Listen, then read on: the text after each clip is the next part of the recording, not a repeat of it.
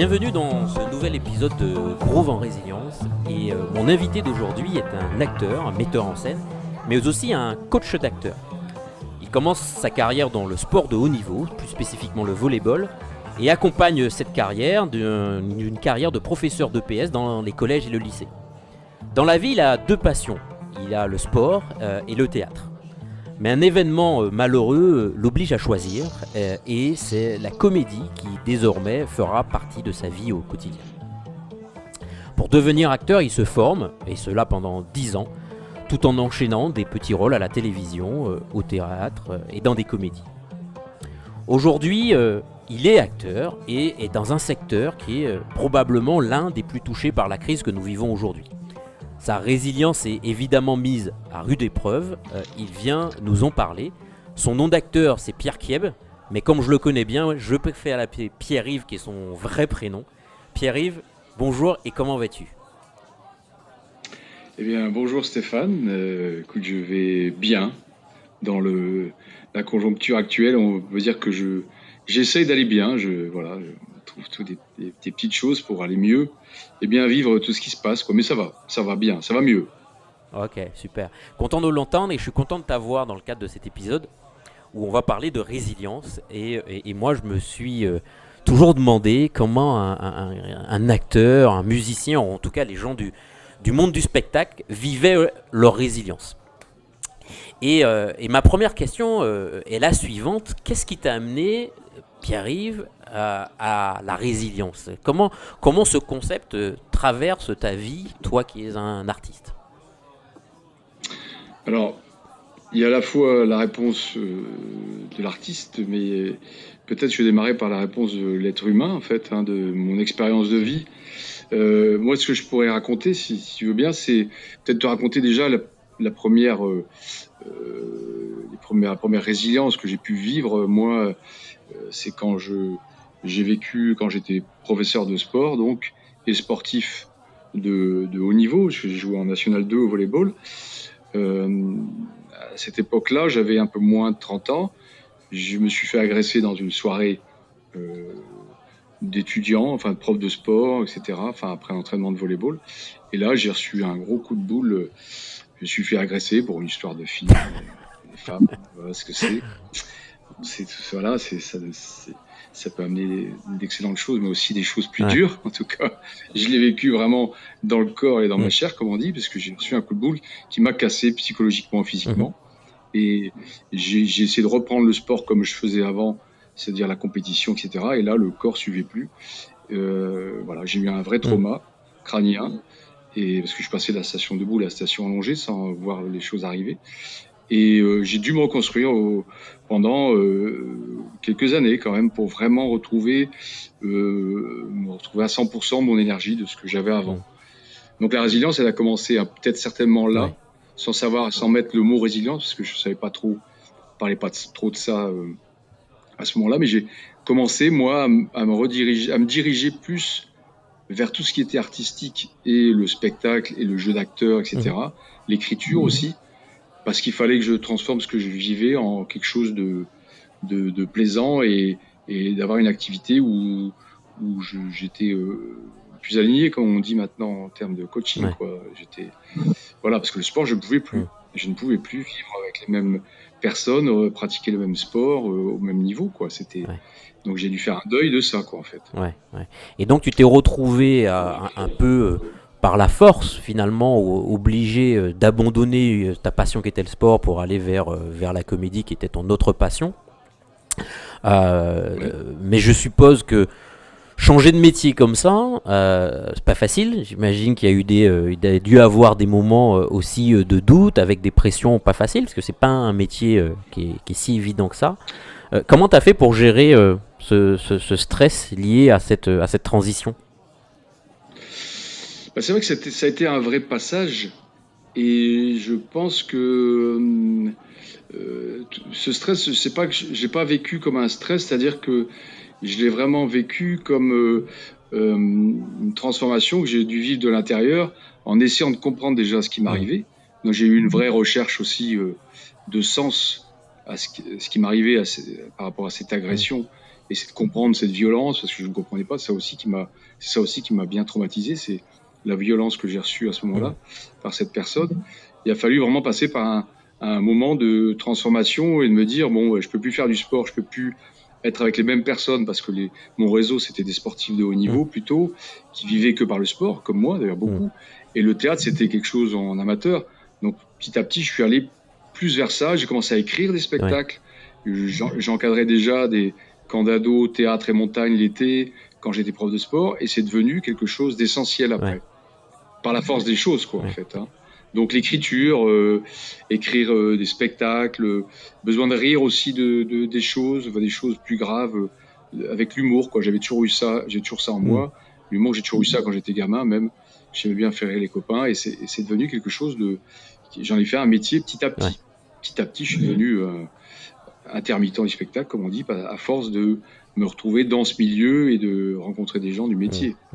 Mais comment t'as fait pour finalement encaisser tous les jours je sais que dans un métier comme cela, tu as des castings, tu as des refus, tu as des, Oui, j'imagine aussi des moments de oui, doute. Il y a beaucoup oui. de gens qui veulent devenir acteurs, qui viennent devenir comédiens, mais finalement les places sont assez rares. Euh, Mhm. Comment tu fais pour pouvoir vivre cette pression-là et pour autant continuer à garder le cap et l'énergie pour Ouais. avancer? Alors, je pense que moi, la pression, je l'ai pas sentie au départ. Bizarrement, dans les premières années, quand j'ai commencé à être dans ce métier-là, parce que c'est devenu un métier, pas malgré moi, mais presque, hein, puisque le choix s'est fait un petit peu de lui-même à ce moment-là, comme si j'étais Hum, guidé un peu hum, quelque part.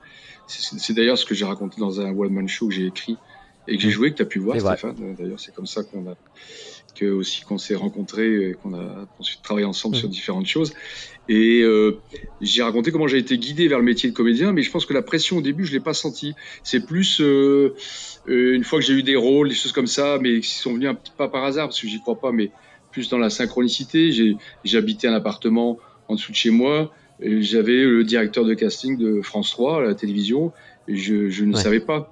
Et c'est en discutant avec lui, voyant que j'étais passionné de théâtre et de cinéma, etc., il m'a proposé de faire de la Hum, figuration d'abord, puis ensuite j'ai eu un petit rôle, et puis après j'ai fait des castings, et la pression elle commençait à venir quand on commence à mieux fonctionner, à mieux marcher dans ouais. le métier, où là on se met un peu plus de pression, Mhm. bêtement quelque part, mais inconsciemment on se met plus de pression sur des castings, où là effectivement quand on a des échecs ou plusieurs échecs sur un casting, on est quelquefois un peu au fond du trou, et c'est dur de repartir quelquefois, Ouais. quoi.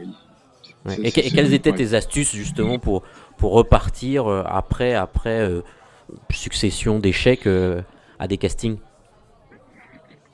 Ben après, c'est plus un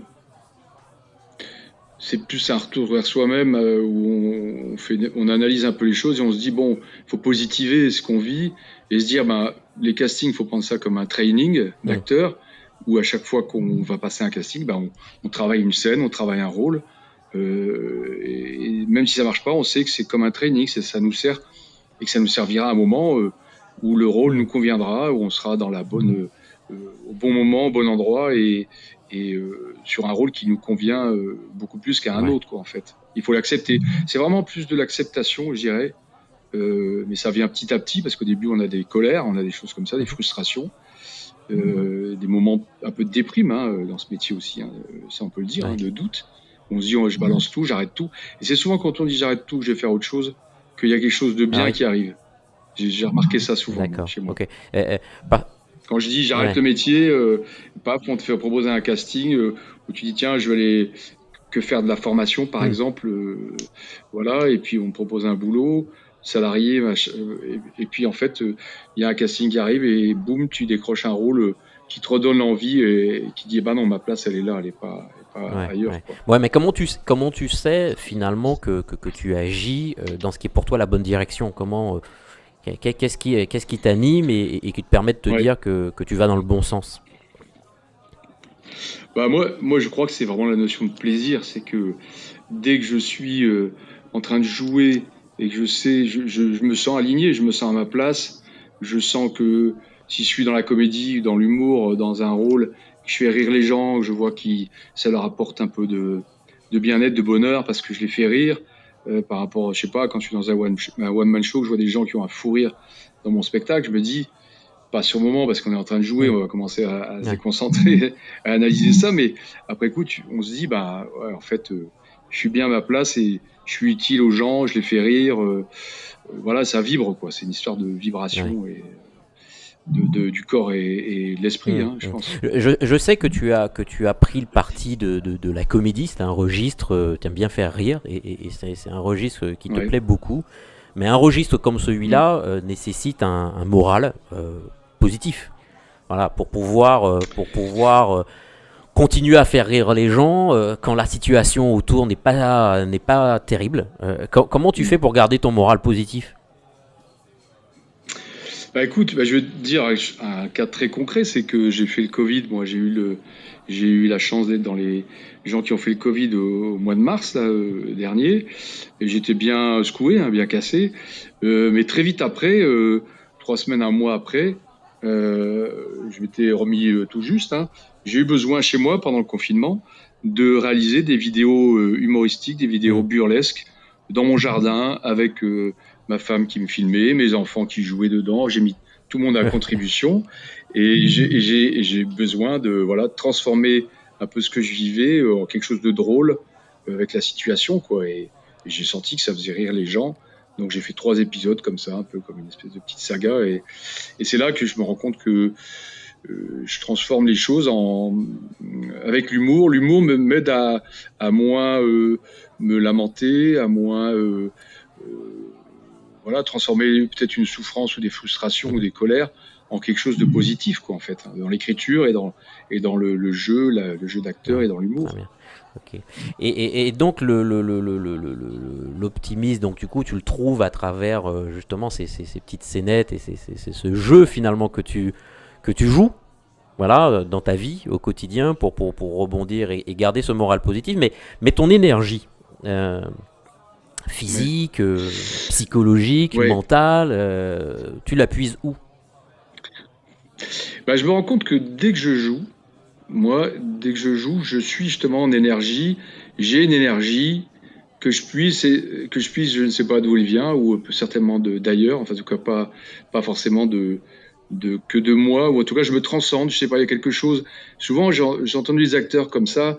Une fois, j'étais acteur dans une série, enfin, un téléfilm, et j'ai vu une scène avec Pierre Arditi. Et Pierre Arditi, je me souviens, il disait, il jouait sa scène, on jouait la scène, et juste après, il faisait le gars qui était complètement vidé, qui disait, oh putain, j'en peux plus. Il y a vraiment quand je joue que je suis Ouais. vivant, quoi.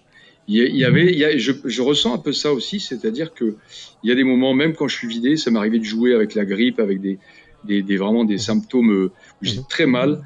Et le fait de jouer, ben, on se transcende, il y a quelque chose qui se passe où on oublie tout ça, on trouve l'énergie et ça nous transforme même physiquement, on est moins Ouais. malade après, Ouais. quoi. Quelquefois, ça nous guérit. C'est comme une guérison, quoi, en Mhm. fait. Le jeu, c'est guérir par le jeu, c'est transcender, se transformer par le Mhm. jeu, quoi. Et moi, il y a beaucoup de ça. Il y a l'écriture, parce que l'écriture, ça me permet de transformer des choses que j'ai vécues en choses drôles euh, ou en choses un peu Mhm. initiatiques. En tout cas, j'ai l'impression que ça me transforme, ça me fait dépasser des Mhm. choses. Ouais. Je crois Ouais. que c'est ça. Je Mais pense que c'est un peu ça. comment fait un acteur comme toi qui, dans la période actuelle, finalement joue moins? Ah ouais. Bah, justement, et puis je crois que tu as pu voir, parce que je donne actuellement, je joue moins sur scène, et c'est vrai que ça me manque beaucoup. J'ai fait quelques castings encore cet été, mais ça n'a pas fonctionné, donc c'était à nouveau des déceptions aussi. Euh, j'ai joué un peu cet été sur un téléfilm, voilà, au mois d'août, mais c'est pas assez, et c'est sûr que ça ne nourrit pas assez. Alors moi, je transmets, je donne, j'ai encore la chance de pouvoir donner des cours de théâtre en visio, ce qui est assez paradoxal, mais on y arrive quand même à donner des cours de théâtre à des étudiants Mhm. pour une école de commerce là. Et je me sens utile, quoi. Quand je fais ça, je me sens utile et ça me Mhm. fait du bien. Les étudiants sont ravis de pouvoir s'exprimer autrement que d'avoir des cours en visio à longueur de journée, des cours très théoriques. Donc ils peuvent être acteurs un peu de leurs cours et ça c'est bien. Et Il y a ça, et il y a aussi, moi je fais toujours des... Là je me suis amusé, là comme j'étais ici pendant le deuxième confinement, où j'étais pratiquement seul dans des bâtiments de cette école de commerce parce que les gens donnaient leurs cours de chez eux. Moi j'avais besoin d'aller me déplacer parce que j'ai une mauvaise connexion, et puis voilà, j'ai une femme qui est assistante maternelle à domicile, donc il y a des gamins partout, donc c'est impossible de le faire de chez moi, et c'est un vrai sketch. Donc je viens, et comme j'étais seul à faire mes cours en visio, je voyais personne quelquefois dans la journée. Sur 8 heures de cours, je voyais quelquefois personne. Donc j'ai commencé à faire des petites vidéos burlesques où j'ai commencé à raconter que j'étais un peu comme Will Smith dans Just a Legend. J'ai commencé à délirer, à me faire des petites vidéos burlesques. C'est mon moyen aussi de transformer quelque chose qui est un peu lourd, quoi, un peu pathétique, hein, comme situation, et de transformer ça en quelque chose de créatif, quoi. C'est la créativité, l'imaginaire. Je fais exister des collègues imaginaires dans mes petites vidéos, je parle, enfin je fais jouer. Voilà, j'ai besoin de jouer, donc je joue même. Et ce qui est très intéressant, c'est que ces petites vidéos, quand je les ai envoyées à mon réseau, sur Facebook, etc., c'est que j'ai des collègues comédiens, ou même non comédiens, ou des femmes aussi, de mon réseau, qui m'ont renvoyé des choses en lien avec ce que j'avais fait. C'est-à-dire que j'ai comme si j'avais créé une petite chaîne de créativité, et que les gens ils font la même chose, ils me renvoient une petite vidéo en réponse à ce que j'ai fait. Donc c'est très plaisant, c'est une manière voilà de vivre ça avec un peu de créativité, hein, et de positive. Ouais, ouais. Mais quand tu es justement, quand tu es voilà, tu fais partie de ces personnes qui sont dans des métiers qui sont extrêmement créatifs. Traverser une crise comme celle qu'on vit, qu'est-ce que qu'est-ce que ça t'apprend, ou qu'est-ce que ça amène à quelqu'un qui est aussi créatif que toi? Ouais, très bonne question. Je crois que ça amène encore plus de créativité, de subterfuge, on va dire, pour ne pas perdre pied, pour rester dans le métier, pour rester dans la transmission, pour rester euh, dans le jeu aussi, quoi, hein, rester toujours à jouer quelque chose, me servir de la situation et la transformer en quelque chose de plus drôle, que ce soit une parodie, ou faire passer des messages aussi de ce que je ressens moi intuitivement, de ce qui se passe, de tout le contexte, essayer de comprendre, savoir est-ce qu'on est quand même pas manipulé, est-ce qu'on est obligé de penser tous la même chose.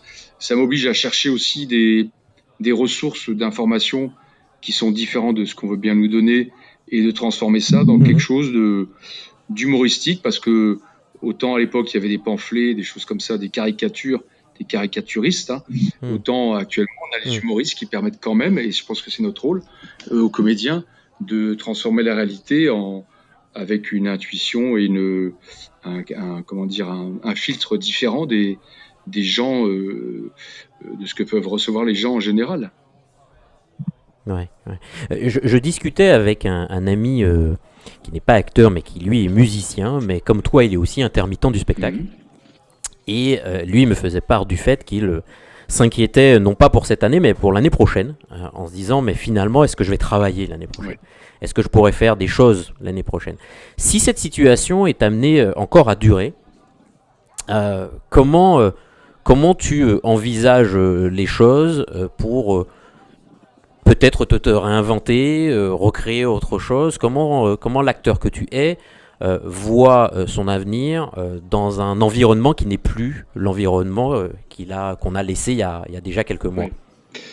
Alors bien sûr, comme tout le monde, hein, j'espère que ça ne durera pas encore des mois et des mois, parce que effectivement, tout le monde trouve ça long. Et bien sûr, dans notre métier, jouer sans avoir de partenaire de jeu, à part comme ça en visio, bon, c'est possible, mais c'est vrai que c'est une idée déjà de pouvoir quand même créer des choses, et se servir de l'image pour jouer quand même, hein. C'est ce que je fais faire à mes étudiants. Les étudiants, ils jouent des scénettes de théâtre en visio. Alors on trouve des subterfuges pour qu'ils aient l'impression de jouer, d'être dans la même pièce, d'avoir un fond d'écran où on a l'impression qu'ils sont dans le même décor, etc. Bon, ça demande beaucoup de créativité. C'est particulier. Ça remplace pas l'énergie directe sur une scène ou une caméra si c'est un film. Mais j'essaie de trouver toutes des petites choses comme ça, que ce soit des petites vidéos. J'ai un projet on a commencé à échanger avec un collègue sur l'écriture d'un scénario de téléfilm, parce que ces moments-là, ça donne aussi peut-être plus de possibilités de s'occuper de projets qu'on a mis un peu toujours de côté. Voilà. Moi, c'est vrai que j'ai envie je suis pas musicien, je suis pas un musicien. J'aime bien gratouiller une guitare, faire des percus, mais c'est vrai que j'ai envie d'y retourner à ça parce que je me dis c'est peut-être le moment. J'ai envie de dessiner aussi parce que je me dis c'est aussi toujours un moyen d'être créatif, quoi. Y a un livre de Julia Cameron qui s'appelle Libérez votre créativité qui est génial. Julia Cameron, c'était la première femme de Martin Scorsese et qui a créé des ateliers de créativité et elle a écrit ce livre. Et dans sa pratique, elle dit aux gens qui veulent bien faire ces ateliers, qui signent un contrat avec eux-mêmes pour être plus créatifs pendant plusieurs semaines, c'est de faire tous des petits exercices de créativité, mais ça, pour rester créatif, quoi. Et je me dis, c'est aussi le moment, mais ça va de faire une tarte aux pommes à écrire une pièce de théâtre, quoi. C'est pas valable que pour les artistes, d'ailleurs. C'est valable pour tout le monde. Donc, moi, je pense que c'est ça, c'est écrire, parce que je me dis, dès qu'on pourra rejouer, si j'ai écrit des choses, surtout des choses que je veux faire depuis un moment et j'ai jamais le temps, je dis pas que j'ai beaucoup de temps, mais on a un peu plus de temps quand même pour peut-être créer, écrire, échanger avec des gens, se retrouver aussi beaucoup plus soi-même, hein, pour se laisser guider vers des choses qui ont plus de sens pour nous. Voilà, ouais, je pense que c'est un moyen de se recentrer, même dans la créativité en tout cas. Hein. Ouais. J'entendais aussi ici et là des personnes qui disaient c'est peut-être aussi un moment pour se réinventer. Comment l'acteur que tu es voit une réinvention dans ce métier qui est acteur, si toutefois tu en vois, et comment tu t'y prendrais pour y aller? Alors, ce midi, j'ai mangé avec la responsable de la bibliothèque de la fac ici, de l'école de commerce, que je connaissais pratiquement pas parce que c'est une nouvelle personne, et on voit très très peu de gens. Mais elle, je l'ai rencontrée ce midi et je crois pas au hasard. Et elle me dit comment je pourrais faire pour faire vivre mon lieu de la bibliothèque alors qu'il y a personne dedans en ce moment. Elle me dit j'ai des idées, mais j'aimerais bien qu'on travaille ensemble avec un comédien, avec toi, Pierre-Yves, justement parce que je lui ai dit un peu tout ce que je faisais.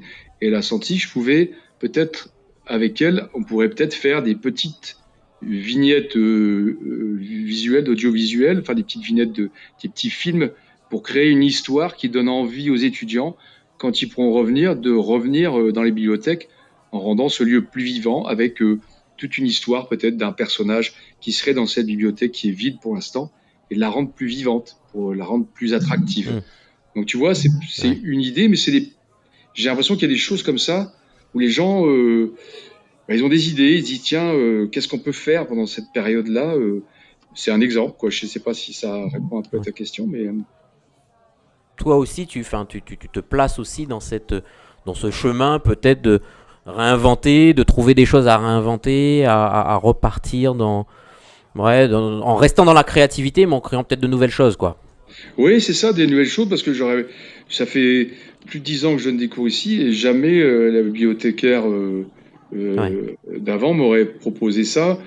Là, elle vient d'arriver, c'est une nouvelle bibliothécaire, mais qui est très sensible à tout ce qui est conte, à tout ce qui est tout ça, aux histoires qu'on raconte. Elle me dit pourquoi pas faire des petites vignettes comme ça, ou alors un catalogue ça rejoint un peu ce qu'on est en train de faire, Stéphane, c'est un catalogue d'histoires vivantes, c'est-à-dire des gens qui auraient des histoires à raconter, un peu comme tu me fais faire raconter en ce moment, et les gens viendraient choisir. Ça se fait par exemple en Angleterre, je crois. Tu choisis une histoire de quelqu'un qui va venir la raconter dans la bibliothèque. Au lieu de lire un livre, tu vas écouter l'histoire de quelqu'un. Et je connaissais même pas, mais pourquoi pas, c'est une belle façon de se réinventer aussi, ça. Ouais. Donc cet environnement finalement crée des nouvelles opportunités de créativité, quoi. Moi, je crois. Ouais, je crois tout à fait. Je crois que ça crée des nouveaux canaux. Moi, j'aime bien. Je suis assez. J'aime bien croire qu'on est guidé, qu'on a des petits génies là-haut au-dessus de nous qui nous emmènent vers des choses qu'on Mm. connaissait pas, Mm. que ce soit les petits génies de l'impro ou les petits génies de Ouais. l'écriture ou de projets comme ça artistiques. Mm. Ouais, je crois fort à ça. Après, moi, je me dis peut-être que je vais aller plus vers les. Je dis pas autre chose que métier de comédien, mais je sais pas. La nature m'attire beaucoup aussi en ce moment parce que je m'y ressource beaucoup.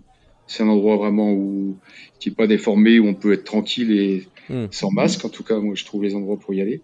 Et Mm. c'est un endroit où je me ressource beaucoup et je me verrais bien associer mon métier de comédien ou je sais pas, avec des choses qui viennent de la nature aussi. J'ai Mm. toujours aimé, moi, faire du théâtre en pleine nature. Je me dis pourquoi on pourrait pas redévelopper aussi du théâtre comme en Antiquité où tu fais du théâtre dehors parce que c'est plus au niveau, bah, peut-être qu'au niveau sanitaire, ce serait déjà plus cohérent et plus facile. Pourquoi pas? Ouais, tout à fait. Je sais pas. Tout à fait. Mais ça demande de saisir ces opportunités, ces nouvelles opportunités de créativité. Ça demande quand même un état d'esprit particulier, j'imagine. Voilà.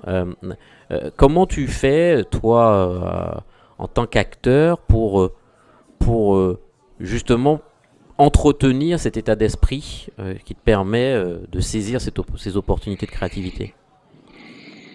Bah, moi, je sais, bon, je parlais de la nature et de la marche, par exemple, marcher. Pour moi, la marche, c'est quelque chose de méditatif. Hein, je pense quelquefois, l'inspiration, elle vient de là, dans des moments comme ça, de solitude dans la nature ou ailleurs. Hein, ça peut être dans sa chambre, dans son bureau. Enfin, quand Hmm. on est isolé, ça peut être dans le fait de se recentrer. Moi, j'ai l'impression que ça m'ouvre d'autres canaux au niveau créativité, inspiration. Et moi, j'ai souvent écrit en pleine nature, par exemple. J'avais écrit un conte musical Ouais. que j'ai joué avec un musicien. J'ai d'abord écrit l'histoire en pleine nature. Dans le Tyrol, en Autriche. Hmm.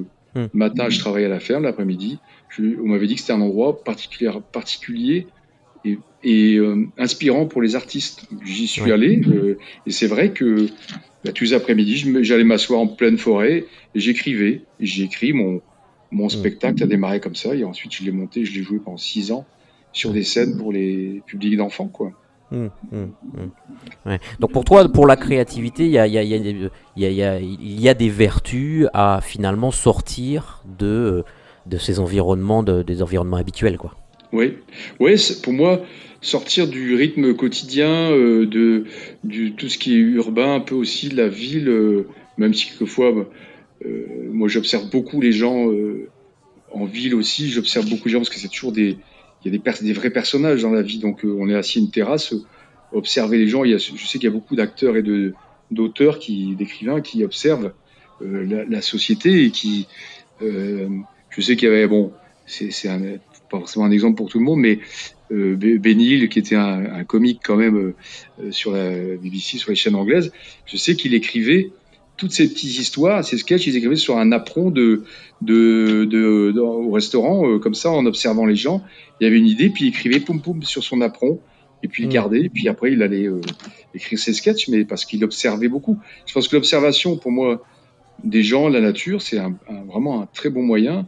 Et actuellement, on peut toujours le faire, parce que même ce qui se passe maintenant, les gens, même avec des masques, il y a des choses incroyables qui se passent dans l'attitude des gens.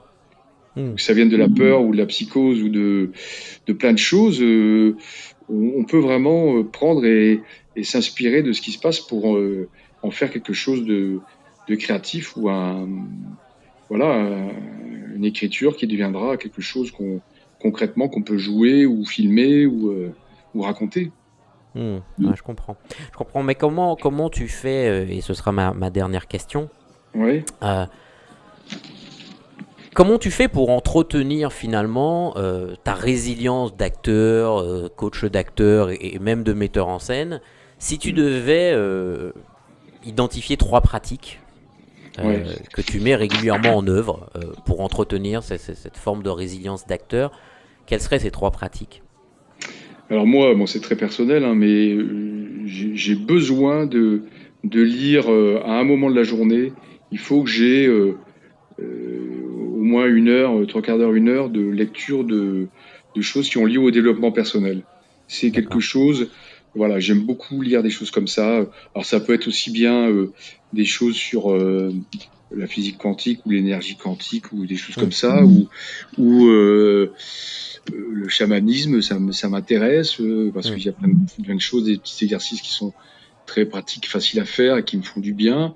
Euh, ouais, la lecture, voilà, ou lire des expériences des biographies de gens qui ont réussi, des acteurs, des choses comme ça, ou des personnages assez incroyables, des histoires. hum, Et puis,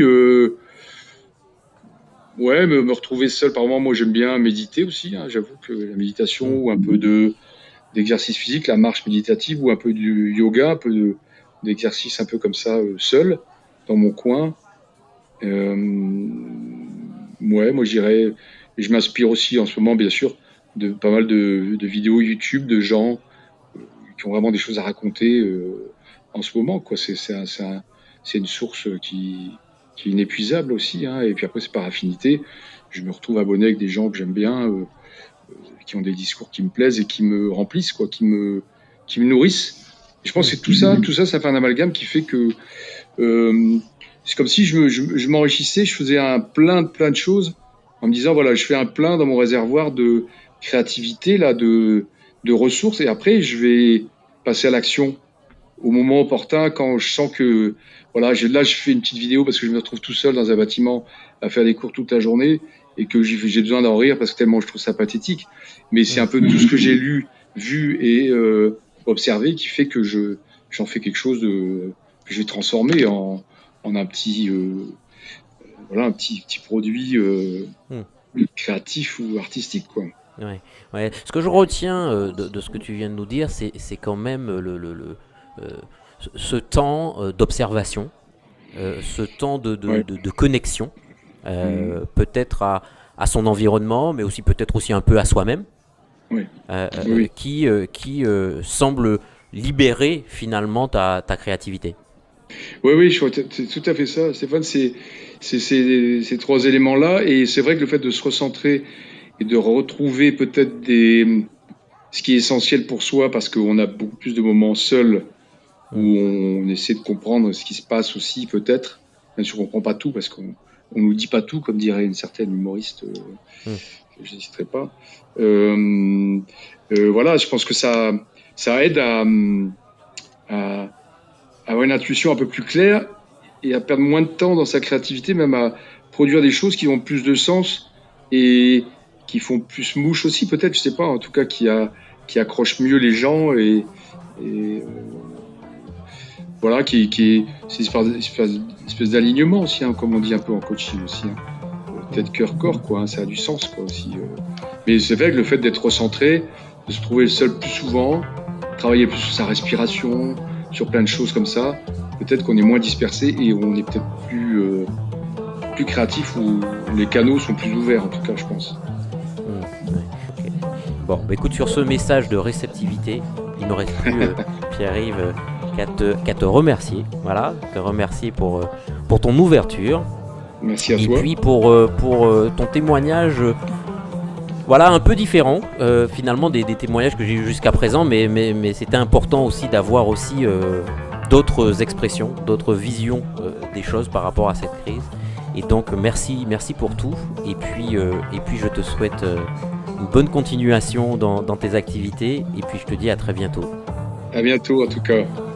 Salut Stéphane. Ciao ciao.